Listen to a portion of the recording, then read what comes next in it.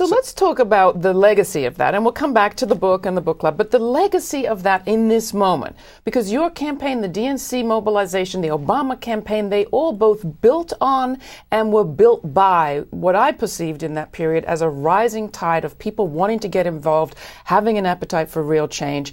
Right now, we find ourselves in a moment where I think that appetite is still there, and it is coupled now with a desperate hunger around the economy, jobs, the environment, you name it. Healthcare is a case in point. A rising tide from below, and at the same time, the frustrations that there is still the kind of greed at the top that was reflected this week in the massive profits announced by Goldman Sachs and others. Now, you actually spent some time on Wall Street. You know the tension. But do you see the same peril that many of us see right now for a progressive populist message? I think this is unstoppable. My view of history is that leadership is finding out what people really want and where they're going, and then making sure you can focus that energy. And I think Obama does that incredibly well. This new generation really began to exert itself in the very early part of this century. And in Obama's election, the first time in my lifetime that more people under 35 voted than voted who were over 65 is just an extraordinary thing. They're not going to go away. But that's the population that's going to be disproportionately unemployed if the numbers continue. But they're not going away, and they're going to continue to change, and that's what we're doing. One of my hats is Democracy for America, and we're pushing very, very hard. I mean, look, I would have loved to have been in the administration. I'm not. So there's a lot of roles to be organizers. We still got to do a lot of organizing. As far as Wall Street goes, here's the problem. The problem is not that Goldman Sachs made a lot of money. What do we care? This is a capitalist society. It's not how much money you make, it's how you make it. So the issue is... Well, we care in part because a lot of people feel they made a lot of it with public money because of their public connection. That's different. That's a different problem. The problem is not people making money. We like people to make money in a capitalist system, except in healthcare where they seem to put making money ahead of patients, which is a big problem. But in general, capitalism has served us well. The problem is the shortcuts folks took on Wall Street, the lack of risk evaluation, the greediness, that 8% wasn't enough, so you had to get 20.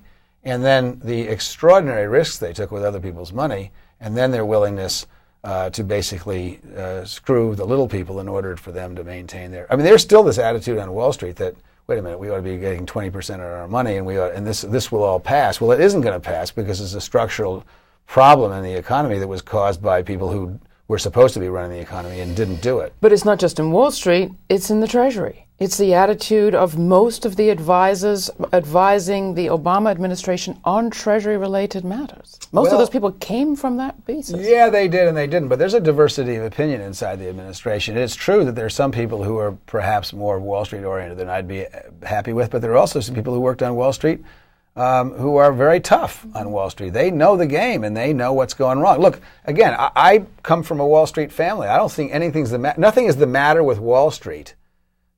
It sort of is an intrinsic institution. What matters is when greediness overcomes the purpose of Wall Street. The purpose of Wall Street is to allocate capital, which you need. You've got to have a way, if you want to expand your business on Main Street, eventually of getting some money. The problem is when the people on Wall Street abuse what really is a public trust. And that's what happened over the last 8 to 10 years. We put the public trust, though, in the public government. And the public government's role is to make sure that, sure, people can make money if they want, but that the society as a whole is able to thrive. Right now, we're not thriving as a society. That's why you need grassroots politics. That's what I tell every person who's one of this younger generation. Don't make the mistake we did. We made huge changes in America in my generation. Then we sat back for 10 years and focused on our families and careers. Families and careers are really important, but you've got to be steadier.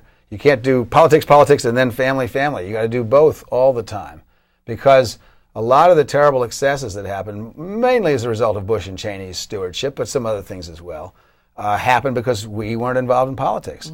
So what I say to younger generation people is keep the grassroots activism. The object of my being the chairman of the Democratic National Committee was not to get a Democratic president, a Democratic Senate, and a Democratic House. That was the short-term goal. The long-term goal is to do those things so we can have fundamental change in society, so everybody benefits and everybody's fair. So the battle now that we've been so successful, is to hold the Democrats' feet to the fire and make sure they behave like Democrats. We're not asking them to throw capitalism out the window, but we are asking them to make it work for everybody. Very quickly, the Surgeon General nominee, Regina Benjamin, doctor from Alabama with experience in the Gulf. Sounds like a good appointment? It sounds like one. I don't know her, but she certainly has wonderful credentials, and I think she'll be great. And what are you going to do at the Progressive Book Club? We're going to put out a lot of books trying to get... Here's the deal on the book club. Here's why I agreed to do it.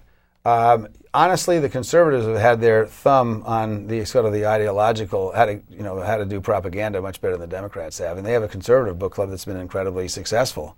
So we now need a fundamental place where ideas can be really threshed out. The Internet's great. Cable television is great.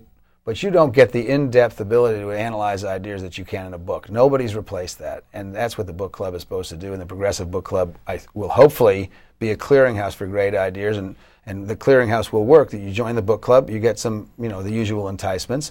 You stay in the book club and you get to pick what you're interested in and then figure out, including some fiction, which will be fun.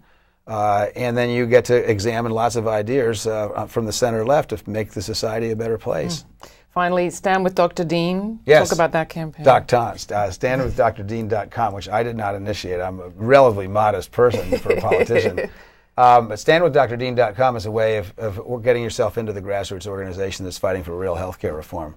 So if people who are watching this or listening to this want to do it, go to the web. StandWithDrDean.com will give you 10 things you can do to get involved in the fight for real healthcare reform. In the end, your book is very strong about the problems with profit-driven healthcare.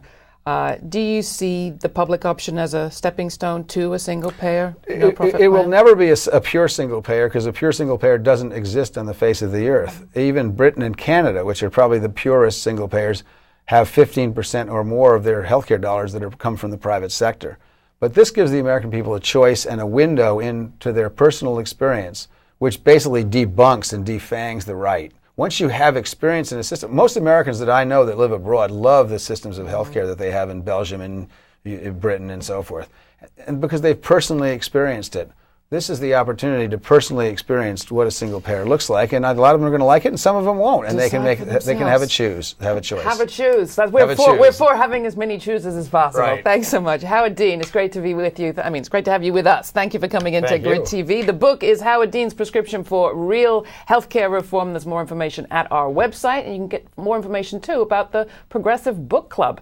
And if you're interested in joining up, you can find out how. This is Laura Flanders for GRITtv. Thanks for watching.